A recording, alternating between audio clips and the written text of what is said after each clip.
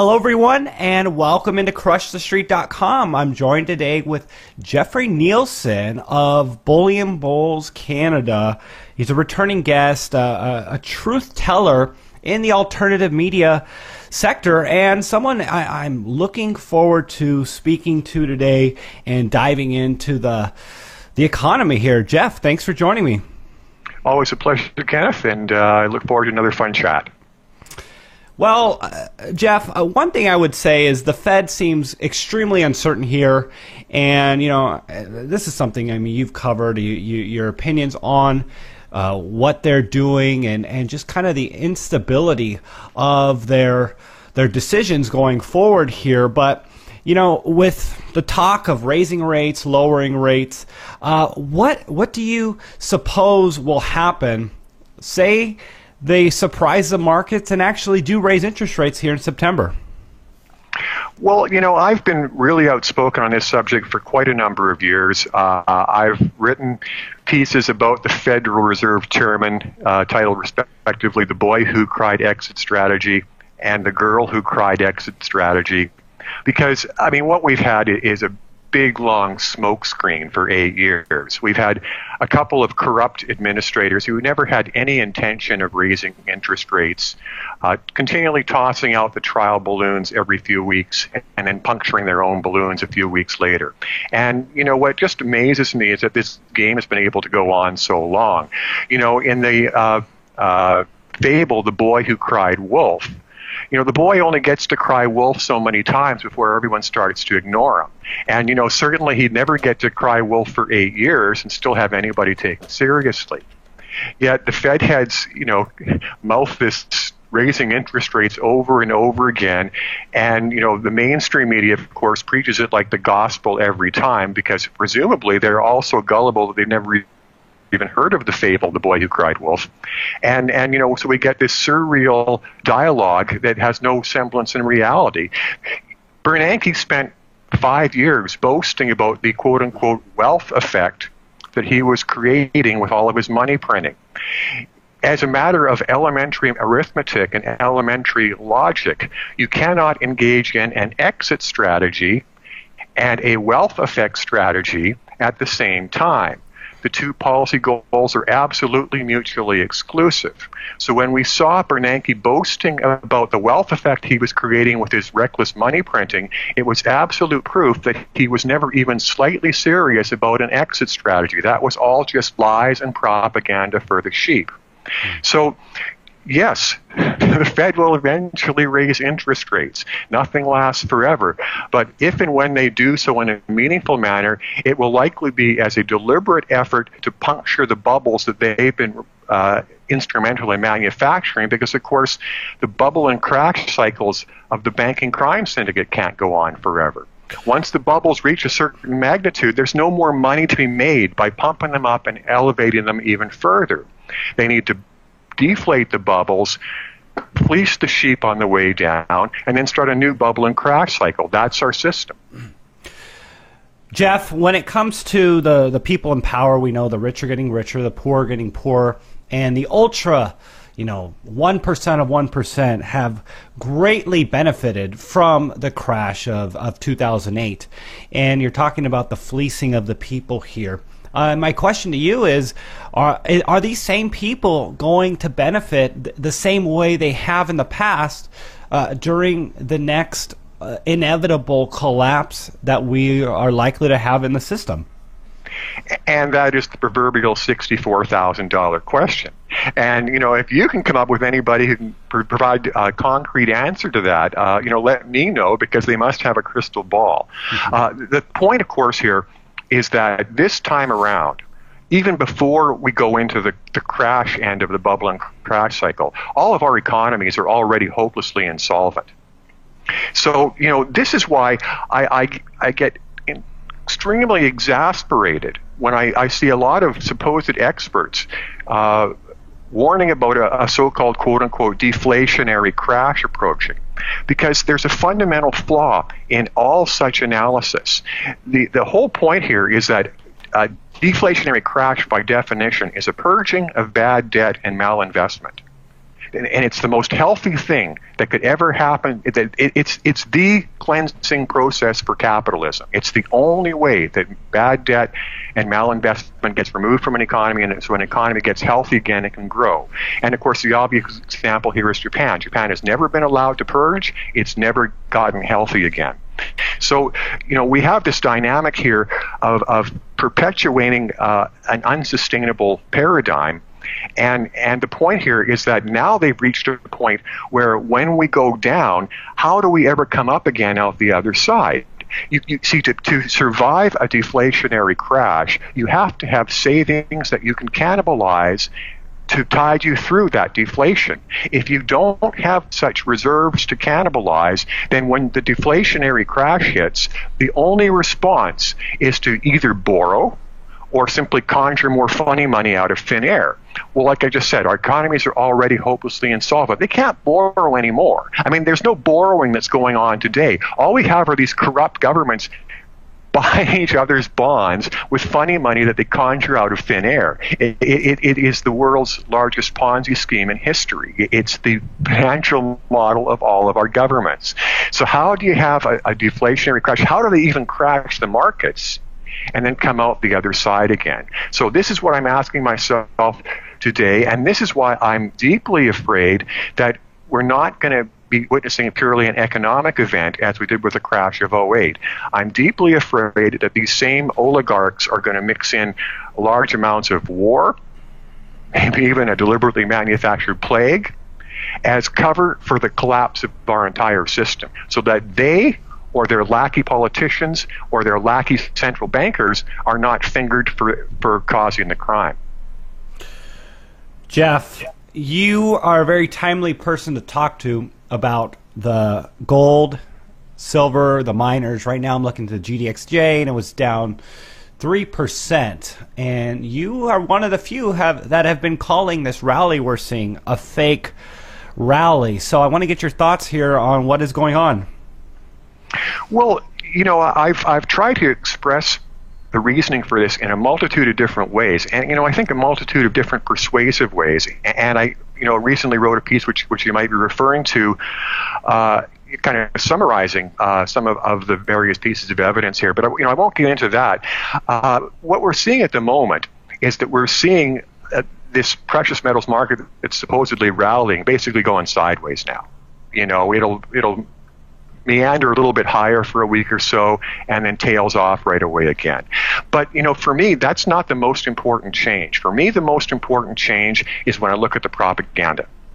Because when we had 5.5 solid years of precious metals markets being ground steadily lower and lower, the propaganda was very repetitive. And I mean, it gets back to what we were talking about with the Fed heads and their phony talk of raising interest rates. You have the Fed heads talking about raising interest rates and talking and meeting. And every time one of the Fed heads spouts more of their BS, the mainstream media parrots it, and gold and silver markets get slammed lower.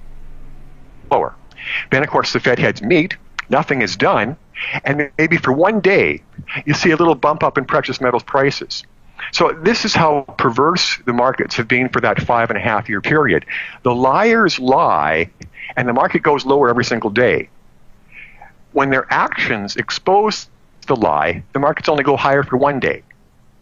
So, think of the absurdity of this. We had 5.5 years of gold and silver prices being ground steadily lower on the back of nothing but Fed talk about raising interest rates, and they never did it. So, why at the end of that 5.5 years weren't we even? Why did the failure to act not completely balance out all the lies? Well, it's because, of course, we have a perversely manipulated system, and the like I say, the lies are treated as gospel. The actions are glossed over. Oh, well, they always had a good reason for not raising it this month and last month and the month before and the month before that and the year before that, et cetera, et cetera, et cetera. Always have a good excuse. And, of course, they manufactured a great excuse recently with the Brexit vote. Oh, the sky is falling. Britain's going to leave the EU. We've got to pull in our horns, and certainly we can't raise interest rates from 0.25% all the way to 0.50%. Yeah. Well, that was convenient. So, I mean, this is what we see all the time. And so, we're seeing this again in precious metals. We're seeing the Fed talk and the market go lower. The Fed talk and the market go lower. The Fed fails to act, the market bumps up for a day and then starts going lower again. So, when I see the propaganda and the price action once again matching the propaganda and the price action we had during this 5.5-year grind, I say, look, nothing ever really changed. They're back to the same BS lines that they were using 6 months ago, fake rally. Jeff, a popular line that's been going around the alternative media at this moment is the stock market is now too big to fail. Of course, that was what everyone was saying about the banks a few years ago, but the stock market now is too big to fail. And I guess I want to ask you if your thoughts on that, and is the stock market different in terms of its position in the global propaganda and its significance with the world powers than, let's say, the 80s and the 1930s when we saw the Great Depression? Well, let me first just revisit this whole concept of quote unquote too big to fail again, because it's again one of the most perverse aspects of propaganda. As I just finished explaining a little earlier, bankruptcy is the ultimate purging mechanism for capitalism. Companies are supposed to go bankrupt. It's how we heal our economic ills. So the moment that these big banks came out and proclaimed themselves as quote-unquote too big to fail, i.e. we're sitting on so much bad debt and malinvestment that you have to support us, that was the day that they proclaimed themselves too big to exist and had to be immediately put to death. And that is pure capitalism. There is no possible argument to that. There could never be a concept of quote-unquote too big to fail in a capitalist system. It's totally incompatible with our free market system in every respect. So, of course, there was never such a thing as a too big to fail bank. But then, as you say, they've expanded this nonsense and expanded it into different corporations beyond the banks. And then, of course, we had the LIBOR fraud. We had the criminal banking crime syndicate being caught red-handed, serially manipulating the $5 trillion LIBOR debt market. Well, it's never been cleansed. Why? Because the big banks' crimes are now too big to fail. They can't purge all of the corruption out of the LIBOR debt market because the only way to do so is to hold all those contracts null and void. I mean, I've got a law degree. I understand the concepts of fraud in commerce. Any contract tainted by fraud is null and void. The day they exposed the LIBOR market fraud, all the LIBOR contracts should have been torn up. We would have had to completely redo these debt markets in order to purge the corruption. That's the law. But of course, we no longer live with the rule of law. So they just wallpaper over the serial fraud in the LIBOR debt market, and they're still rigging it. Wow. Because the crimes are too big to fail. The big banks get caught with their serial money laundering for the drug cartels and the quote-unquote terrorist organizations. They get a tiny little fine that's only a fraction of their profits and go right back to the money laundering again. Their crimes are too big to fail. So, this is what we're getting here with what you're talking about. Is the debts are too big to fail, the banks are too big to fail, the crimes are too big to fail. It's just extend and pretend with a system of pure criminality, and there's no rationale for it. Like I say, the moment you hear the phrase "too big to fail," what it really means is must be put to death. Mm-hmm.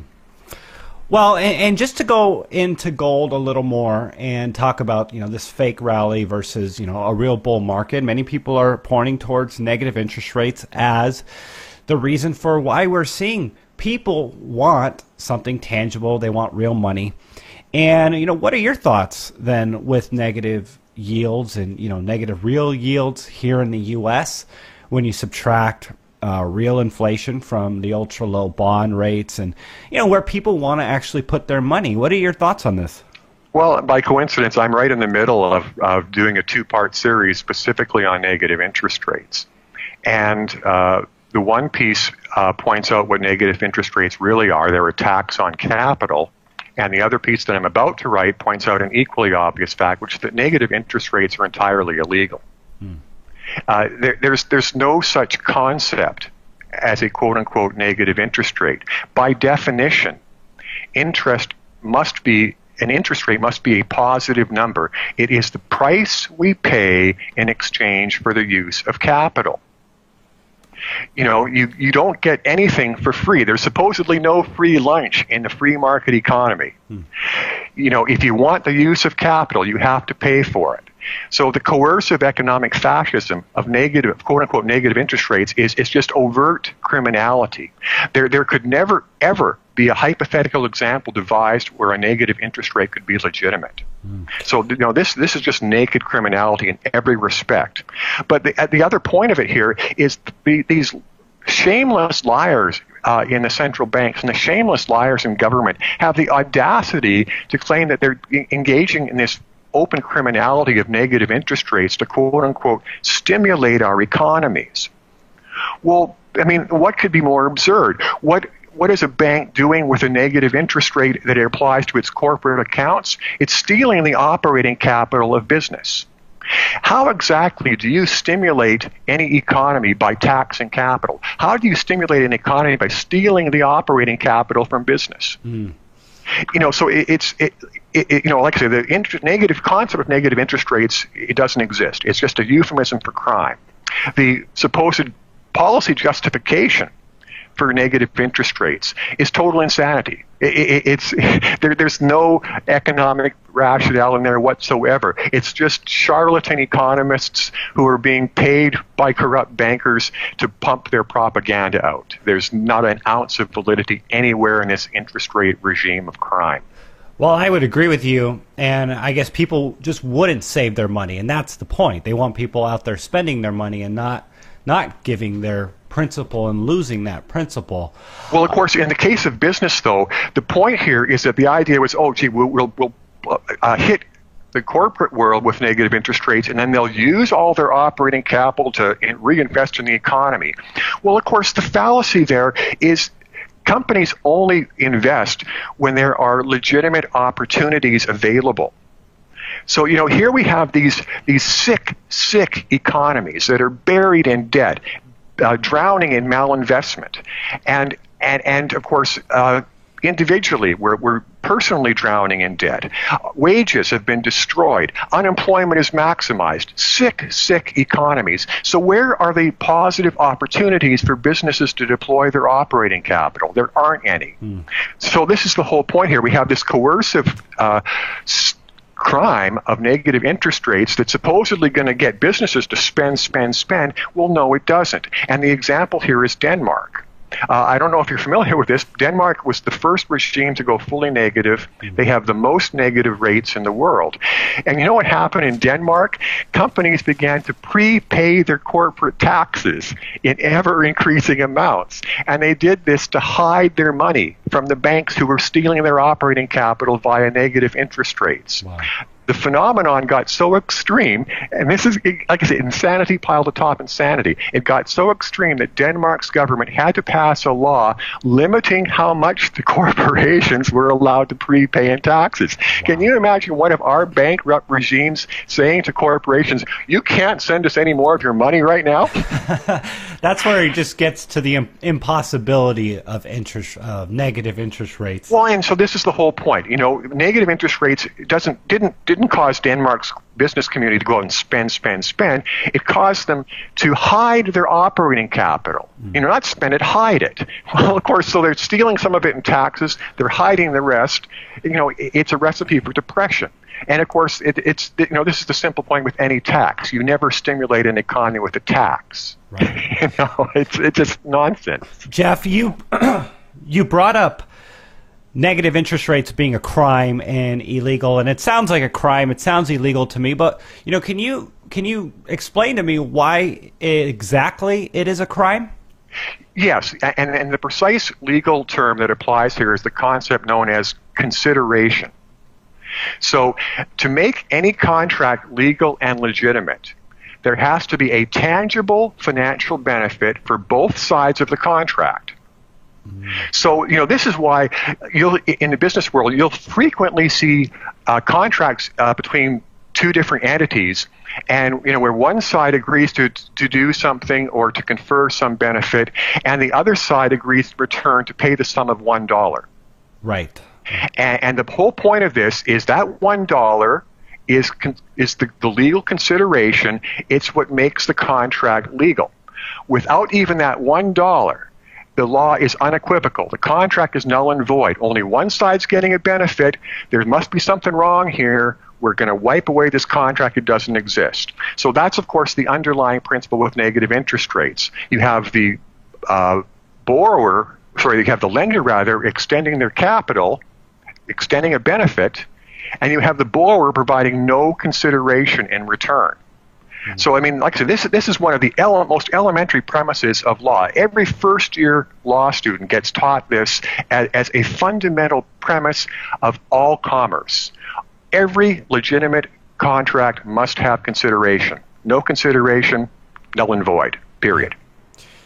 You know, I think it was Bill Holter that in an interview was talking about negative interest rates, and basically in that environment, we are valuing debt more than cash, and that was an eye-opening moment for me. And you've just opened up a whole realm of interesting revelation to this whole Ponzi scheme that is going to make me think for the rest of the day. Jeff, is there anything else that you'd like to share with our audience? Any closing thoughts before we end this interview? Well, no, I mean, you always, raise a lot of topics which I have strong feelings about, and I express myself fully. So, I get to the end here, and, it's kind of like, well, got to catch my breath. So, there's nothing that occurs to me. If there's anything else you'd like to have clarified or any final topics you had on your list you'd like to go into, fire away, because, I'm really happy with what we got across here today. Awesome, Jeff. Well, you know what? That'll be it for today. I actually will look forward to interviewing you and doing a follow-up maybe in another couple months here to discuss what we're seeing, especially with the precious metals and, with what's going on right now with the pullback, and just kind of getting some follow-ups from just some of the biggest names and the best analysts in the community, and I consider you one of those people. So Jeff Nielsen, everyone of Bullion Bulls Canada. Jeff, thanks for joining me. My pleasure, and people can also catch my work. I'm a contributing writer for Sprott Money, and a lot of people will know me through that work as well, and I look forward to coming back here again. Hello, everyone, and welcome into CrushTheStreet.com. I'm joined today with Jeffrey Nielsen of Bullion Bulls Canada. He's a returning guest, a truth teller in the alternative media sector, and someone I'm looking forward to speaking to today and diving into the economy here. Jeff, thanks for joining me. Always a pleasure, Kenneth, and I look forward to another fun chat. Well, Jeff, one thing I would say is the Fed seems extremely uncertain here, and this is something you've covered. Your opinions on what they're doing and just kind of the instability of their decisions going forward here. But with the talk of raising rates, lowering rates, what do you suppose will happen? Say they surprise the markets and actually do raise interest rates here in September. And, the mainstream media, of course, preaches it like the gospel every time, because presumably they're all so gullible that they've never even heard of the fable, The Boy Who Cried Wolf. And so we get this surreal dialogue that has no semblance in reality. Bernanke spent 5 years boasting about the quote-unquote wealth effect that he was creating with all of his money printing.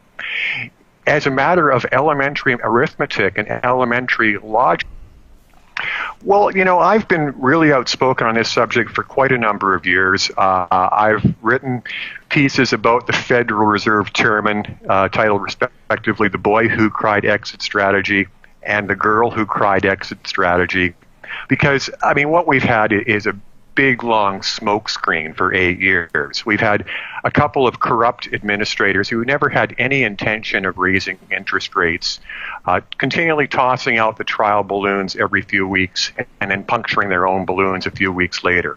And, what just amazes me is that this game has been able to go on so long.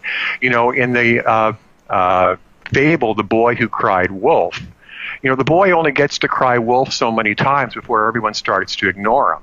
And, certainly he'd never get to cry wolf for 8 years and still have anybody take him seriously. Yet the Fed heads, mouth this raising interest rates over and over again.